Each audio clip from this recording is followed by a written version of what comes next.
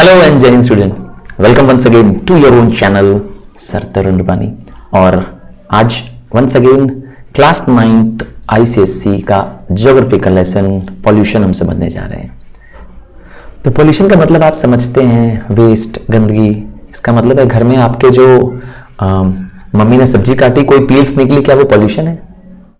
आपके घर में जो प्लास्टिक निकल रही है, आप जो कुरकुरे खा रहे हैं और उसमें जो प्लास्टिक बच जा रही है, क्या वो पॉल्यूशन है? जी करेक्ट। तो पॉल्यूशन कब है? पॉल्यूशन तब इसको कहते हैं जब आपके एनवायरनमेंट की नेचुरल क्वालिटी को ये डिस्टर्ब कर देता है। तो चलिए, हेलो एंड जय हिंद स्टूडेंट।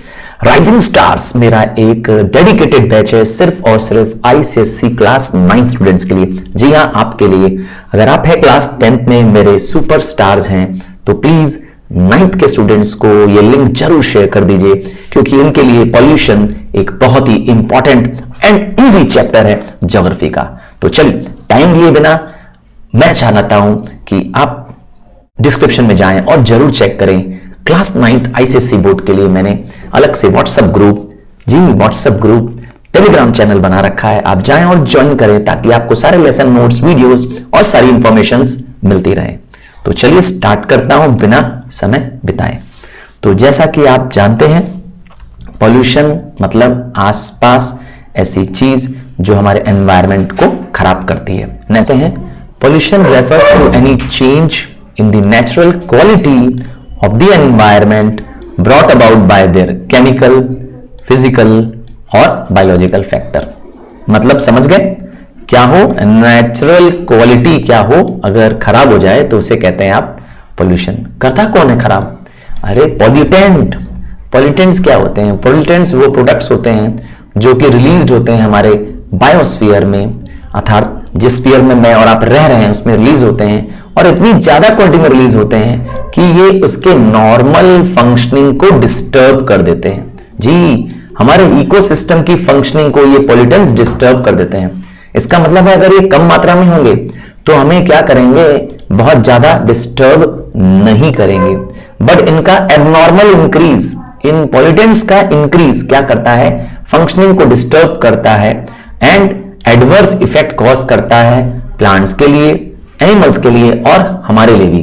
जी, एडवर्स इंपैक्ट कॉज करता है हम सब के लिए। आइए जानते हैं अब हम types of pollutants. Pollutants basically divide है on the basis of the degradation. जो पॉल्यूटेंट्स जल्दी से कॉम्प्लेक्स से सिंपल में चेंज जाते हैं आर कॉल्ड एज बायोडिग्रेडेबल। ठीक सुना? क्या होता है? ये कॉम्प्लेक्स होते हैं और सिंपल में चेंज हो जाते हैं। इसका मतलब है ये पॉल्यूटेंट बहुत नुकसान नहीं करेंगे, है ना, क्योंकि ये लंबे समय तक नहीं रहेंगे। तो ये वो पॉल्यूटेंट्स हैं विच आर डिग्रेडेड, अर्थात चेंज हो जाते हैं बायोलॉजिकली, माइक्रोबियल एक्शंस के द्वारा, माइक्रोब्स के द्वारा, बैक्टीरिया के द्वारा। और जैसे सीवेज का वेस्ट, हाँ, जैसे आपके सीवर में जो गटर का पानी जा रहा है उसकी बात कर रहे हैं जी। और तो और आपके घर में जो निकला डोमेस्टिक वेस्ट। हाँ, मैंने पूछा था, जो मम्मी सब्जियों के छिलके, देखिए ये डस्टबिन का सीन दिखाई दे रहा होगा, ये हमारा डस्टबिन है और डस्टबिन में आपको देखिए क्या मिल रहे हैं। हाँ, सब्जियों के छिलके मिल रहे हैं। हाँ, हमारे घर में जो डस्टबिन है यही है इसका डोमेस्टिक वेस्ट, है ना। इसमें आप देखेंगे हमारे घर की बहुत सारे वेस्ट पदार्थ जो हम यूज नहीं करते हैं। मैंने कहा सब्जियों का छिलका, है ना, फ्रूट्स का वेस्ट, ये सब है इसके अंदर। बट ये मैंने कहा हमें नुकसान नहीं पहुंचाता है, क्योंकि अगर इसको हम अपने गार्डन में रख दें, हाँ, आप अपने गार्डन में क्या करिए, किसी पौधे के नीचे, किसी सॉइल के नीचे इसको दबा कर रख दीजिए, ये कंपोस्ट बन जाएगा, हाँ, खाद बन जाएगा। तो आपको तो मालूम ही ये बात, इसीलिए क्योंकि ये डिग्रेड हो जाएगा, कॉम्प्लेक्स सब्सटेंस से सिंपल फॉर्म में चेंज हो जाएगा। आइए अब इसका उल्टा जानते हैं। कुछ ऐसे पॉल्यूटेंट्स होते हैं जो डिग्रेड नहीं हो पाते हैं। हाँ, डिग्रेड मतलब होते हैं कि ये कॉम्प्लेक्स से सिंपल नहीं बन पाते हैं, होते बहुत कॉम्प्लेक्स नेचर के और कॉम्प्लेक्स ही रह जाते हैं, या इनका डिग्रेड होता है बहुत स्लो लगता है, हजारों साल लग जाते हैं इसको डिग्रेड होने में। जैसे कि ग्लास। हाँ, अगर आपके घर में कोई ग्लास टूट जाए जिसमें आप पानी पीते हो, या प्लास्टिक, बहुत प्रॉब्लमेटिक सब्सटेंस है। देखिए आप इस पूरे वेस्ट में क्या दिखाई दे रहा है आपको? चारों तरफ ग्लास और प्लास्टिक्स के टुकड़े फेंके हुए पड़े हुए। आपने देखा होगा शहर के बाहर जब आप जाते होंगे तो कहीं बहुत सारा प्लास्टिक एक साथ इकट्ठा होता है, ये प्रॉब्लम करता है, वो डिग्रेड ही नहीं होता है। आइए next, on the basis of the origin, origin के बेसिस में। तो ओरिजिन के बेसिस में सबसे पहले आता है प्राइमरी पॉल्यूटेंट्स। ये वो पॉल्यूटेंट्स होते हैं जो हमारे नेचर में, हमारे एनवायरमेंट में डायरेक्टली आ जाते हैं। They are introduced by the source, source मतलब जहां से ओरिजिनेट हो रहा है वहीं से, जैसे कि आप इस स्क्रीन पे देख रहे हैं, इस सीन पे आप देखेंगे चिमनियों से बड़ा बड़ा, यस, ये धुएं निकल रहे हैं, स्मोक निकल रहे हैं। तो ये जो स्मोक पार्टिकल है, यही स्मोक क्या है, प्राइमरी है।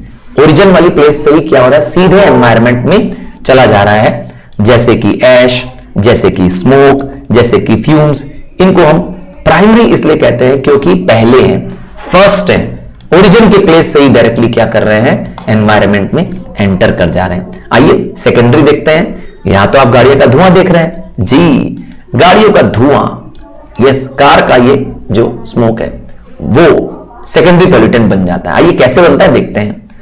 तो सेकेंडरी पॉल्यूटेंट्स ये वो पॉल्यूटेंट्स होते हैं जो chemical reactions of the primary बन जाता है, मतलब प्राइमरी पॉल्यूटेंट्स ही रिएक्ट होकर के एनवायरमेंट से, यस, क्या बन जाते हैं, सेकेंडरी बन जाते हैं। सेकेंडरी ज्यादा हार्मफुल होते हैं।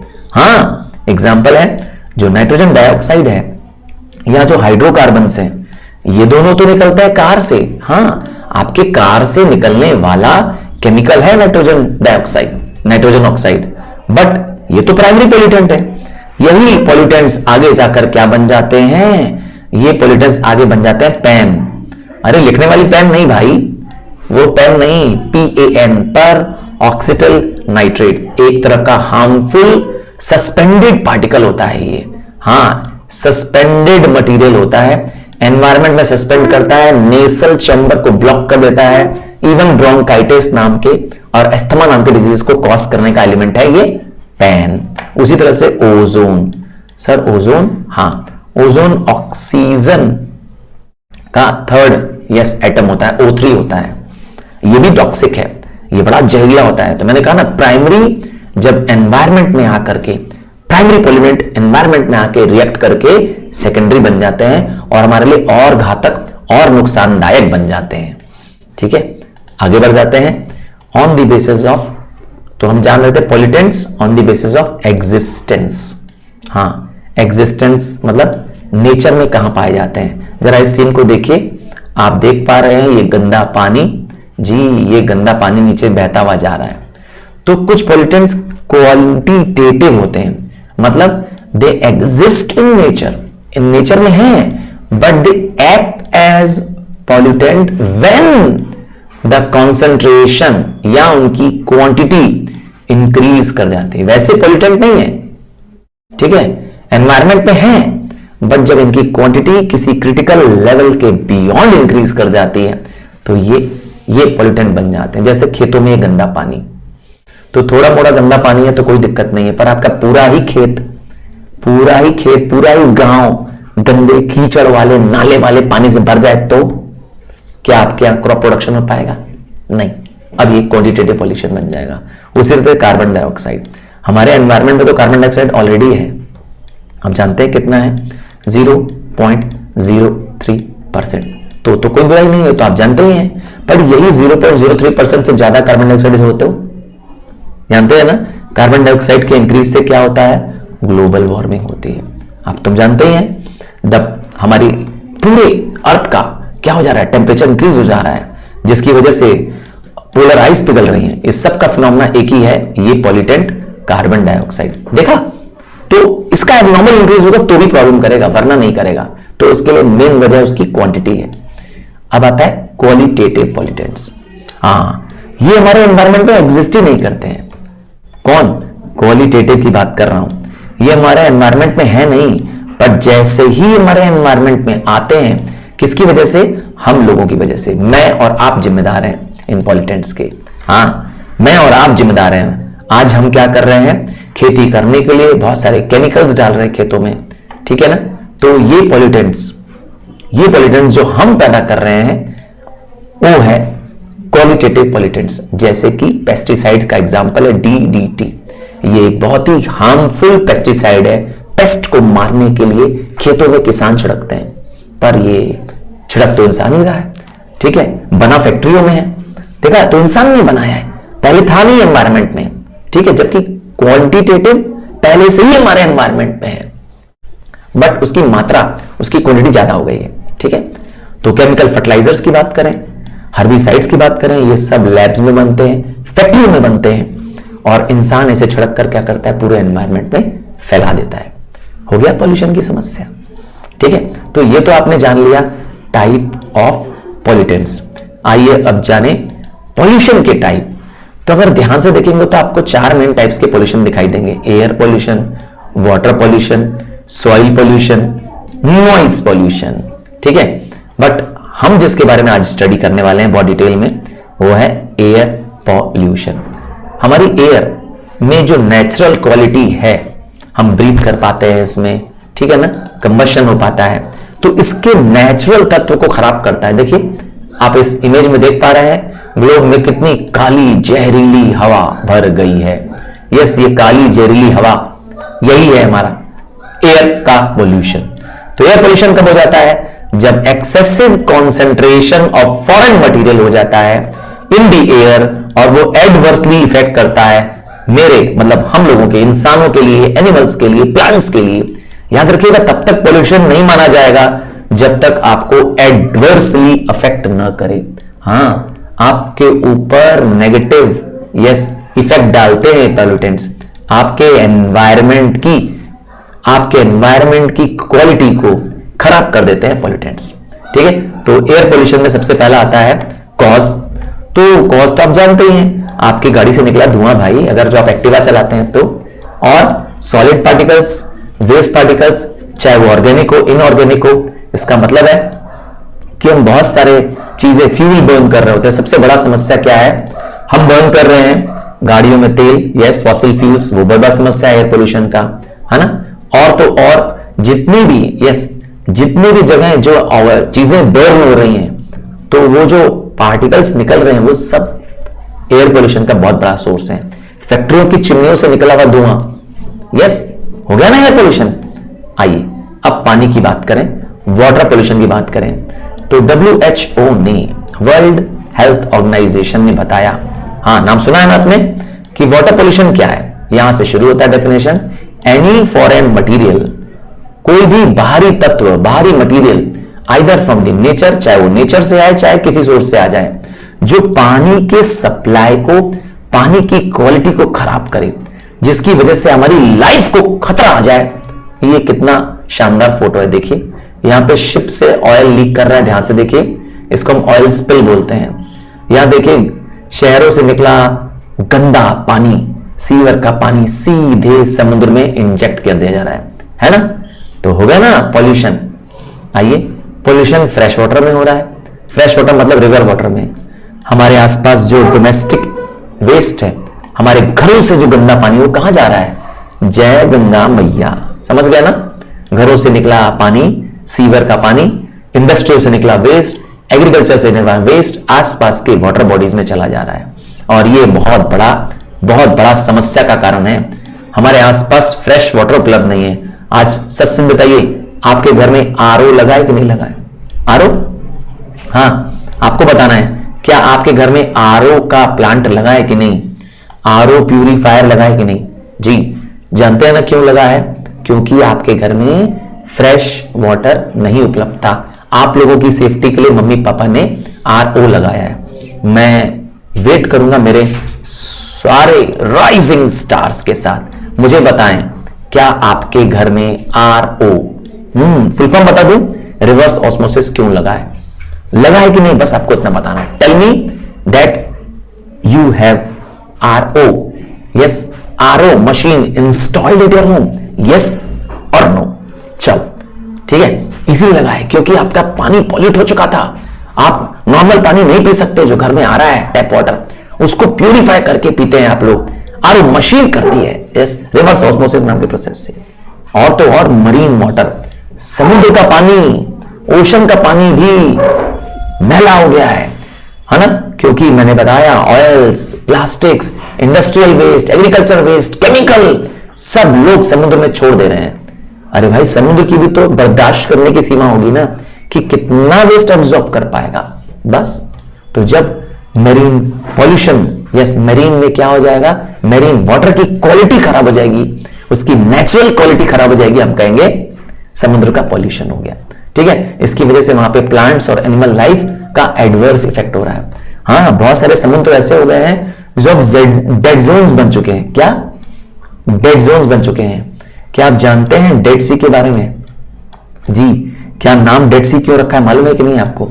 डेड सी नाम का, यस, एक सी है, उसका पानी इतना पॉल्यूट हो गया है, इतना ज्यादा हार्मफुल है कि वहां पे मेरीन एनिमल्स का रहना पॉसिबल ही नहीं है। जी, इसीलिए डेड सी नाम है, गलत नाम नहीं है। तो क्या साबित करना चाहते हैं? मेरीन पॉल्यूशन, समुद्र का पॉल्यूशन। आइए तीसरा टाइप का पॉल्यूशन देखें, सॉइल पॉल्यूशन। हाँ, हमारी जो टॉप लेयर है, यस, अपर क्रस्ट में जो टॉप लेयर है उसे हम कहते हैं सॉइल। सॉइल इस कैसे बनती है? Soil is form by the weathering of the rocks. जी, ठीक सुना, वेदरिंग ऑफ द रॉक्स, अर्थात रॉक्स के ब्रेकडाउन से बनती है। और सॉइल में बहुत सारे ऑर्गेनिक मैटर मौजूद होते हैं, लिविंग मैटर होते हैं, जो सॉइल को लिविंग अर्थात जिंदा लगाते हैं। बट पॉल्यूशन क्या हो जाता है? यस, जब यही सॉइल में, ये देखिए सीन देखिए, सॉइल के ऊपर क्या कर दिया है, सारा वेस्ट फेंक दिया है, सारा कूड़ा का अंबार लगा दिया है। तो जब सॉइल क्या हो जाए, अनफिट हो जाए फॉर कल्टीवेशन एंड सर्वाइवल, तो हम कहेंगे सॉइल का पॉल्यूशन हो गया है। हाँ, कल्टीवेशन की सुटेबल नहीं है सॉइल, देख लीजिए आप, इस सॉइल में खेती हो सकती है जहां पर चारों तरफ वेस्ट फैला हुआ है। क्या इस सॉइल की नेचुरल क्वालिटी रह पाई है अब अपनी? इसी को कहते हैं हम लोग पॉल्यूशन। अब आता है radio active pollution. Radio active pollution क्या होता है? जब हमारे एनवायरमेंट में increase in the natural background radiation आ जाए। सर, ये रेडिएशन क्या होता है? हाँ, रेडिएशन मतलब होता है अल्फा, बीटा, नाम सुना है आपने, या गामा रेज का। यस, ये तीन तरह की हार्मफुल रेज होती हैं, इनका हमारे एनवायरनमेंट में प्रवेश करना। तो अगर क्या हो, ये हार्मफुल रेडिएशंस हमारे एनवायरनमेंट में आ जाती हैं, जिसको मैंने कहा अल्फा, बीटा, गामा रेज आ जाती हैं। सर, कहां से आती हैं? रेडियोएक्टिव मटेरियल से आती हैं, जैसे थोरियम, नाम सुना है, यूरेनियम, पोलोनियम। जी, ये रेडियोएक्टिव सब्सटेंस होते हैं, ये हाईली रिएक्टिव होते हैं। जब ये नेचुरली क्या करते हैं, एनवायरनमेंट में इमर्ज करते रहते हैं, या हमारी वजह से भी होता है। कई बार हम क्या करते हैं, आर्टिफिशियल रेडियोएक्टिव सब्सटेंस प्रोड्यूस करते हैं, और उससे भी क्या होता है, हमारे एनवायरनमेंट में हार्मफुल रेडिएशंस आ जाते हैं। याद रखिएगा, सारे फॉर्म्स ऑफ पॉल्यूशन में रेडियोएक्टिव सबसे डेंजरस है। हाँ, क्योंकि इसका इफेक्ट सबसे लॉन्ग लास्टिंग होने वाला है, और इसका इफेक्ट जानते हैं जेनेटिक है, मतलब आपको तो प्रॉब्लम करेगा ही, आपके आने वाली जनरेशंस को भी। क्या आप हिरोशिमा नागासाकी को भूल गए हैं? हिरोशिमा नागासाकी में 2 एटम बम गिराए गए थे बारी बारी से, एक हिरोशिमा में 6 अगस्त को, 9 अगस्त को नागासाकी में 1945 में। क्या हुआ दोनों शहरों का? दोनों शहर खत्म। पर क्या प्रॉब्लम वहीं से खत्म हो गई? नहीं, उसके बाद वहां पर रेडियो एक्टिव पॉल्यूशन की वजह से आज भी वहां की जनरेशंस क्या कर रही हैं? आज भी वहां पे जनरेशंस अपाहिज पैदा हो रही है। हाँ, आज भी वहां पे डिसेबल्ड लोग पैदा हो रहे हैं because of the radioactive pollution. तो सबसे खतरनाक पॉल्यूशन है। तो रेडियोएक्टिव पॉल्यूशन एनवायरमेंट में होता ही रहता है, मैंने कहा, बट वो इतने रेडिएशंस होते हैं कि हम बर्दाश्त कर सकते हैं, नेचुरल है वो। अब कहीं पोलोनियम है, थोरियम है, नाम सुना है ना, थोरियम। हाँ, ये मटेरियल है, तो ये नेचुरली क्या करते रहेंगे, अल्फा, बीटा, गामा रेस छोड़ते रहेंगे, अल्फा, बीटा और गामा रेस छोड़ते रहेंगे, तो कोई दिक्कत नहीं है। यस, तो बैकग्राउंड रेडिएशंस तो हर समय हर पल चल रही है, पर हमारी बॉडी क्या करती है, उसे बियर कर लेती है। पॉल्यूशन का लेवल तो तब बढ़ता है जब इसकी मात्रा हमारे नेचुरल क्वालिटी के बियॉन्ड हो जाती है। ठीक है, आइए नॉइज पॉल्यूशन के बारे में जाने। लास्ट टाइप ऑफ पॉल्यूशन है नॉइज पॉल्यूशन। नॉइज, श्योर, तो जब तक आपको चीज अच्छी लग रही है, सुनने में अच्छा लग रहा है, नॉइज नहीं है। कई बार क्या होता है, जो गाना आप सुन रहे होते हो, आपकी दादी या आपके बड़े घर में जो होते हैं, वो मना करता है, अरे बहुत शोर हो रहा है, आवाज कम करो, आवाज करो। आपको तो म्यूजिक लग रही है, पर सामने वाले को पॉल्यूशन। समझ गए?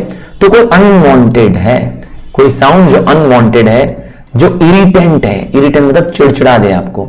हाँ, आप सुन के क्या हो जाए, चिड़चिड़ा जाए, मैं लिख दे रहा हूं चिड़चिड़ा, ठीक है ना, तो उसे कहते हैं, यस मैंने लिख दिया चिड़चिड़ाना। चिड़चिड़ाना ये होगा ना, गुस्सा आ जाता है, तो आपको स्ट्रेस दे देता है ये, इसको कहते हैं नॉइस पोल्यूशन। हर साउंड पोल्यूशन नहीं है, याद रखिएगा। और साउंड तो आप जानते ही, मैं जो बात कर रहा हूं वो आपसे कम्युनिकेट कर रहा हूं। वैसे साउंड आपका फिजिक्स का एक इंपॉर्टेंट चैप्टर भी है। क्या कहा आपने, मेरे बनाए साउंड चैप्टर को नहीं देखा है, प्लीज जाएं जरूर देखें। मैंने फिजिक्स पे आपके लिए चैप्टर साउंड का फुल एक्सप्लेनेशन कर रखा है, वो भी वन शॉट में। जरूर टाइप करिए, नहीं दिख रहा है तो बस टाइप करिए sound by sir Tarun Rupani, या टाइप कर सकते हैं sound ICSE class 9 by sir Tarun Rupani. अच्छा, लो साउंड, अगर साउंड बहुत लो होती है तो प्लेजेंट लगती है, जबकि एक लाउड नॉइज क्या होती है, या लाउड साउंड कभी कभी क्या होती है, यस अनप्लेजेंट होती है, कानों को चुभती है। नॉइज जो है वो एक फिजिकल है, क्या है, एक फिजिकल फॉर्म ऑफ पोल्यूशन है, which is not directly harmful to life.